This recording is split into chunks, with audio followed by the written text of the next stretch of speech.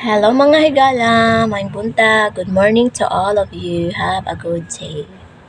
May tuturo po ako na konting kong kaalaman about sa titik, paano mag-change small size, medium size, and large size sa Facebook. Kung gusto niyo pong malaman, panoorin niyo po itong video ko hanggang dulo.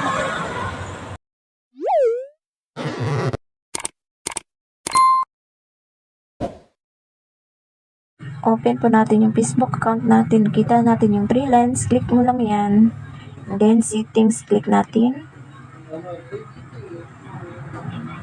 And then dito, scroll up natin. Dito natin makita yung mga setting and privacy. And then scroll down. Font size. Dito natin yan.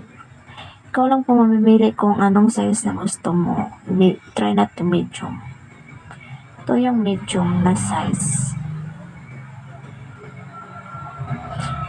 Kayo lang po na mamili kung anong size ang gusto nyo. Pero sa akin ay medium yung isiset ko.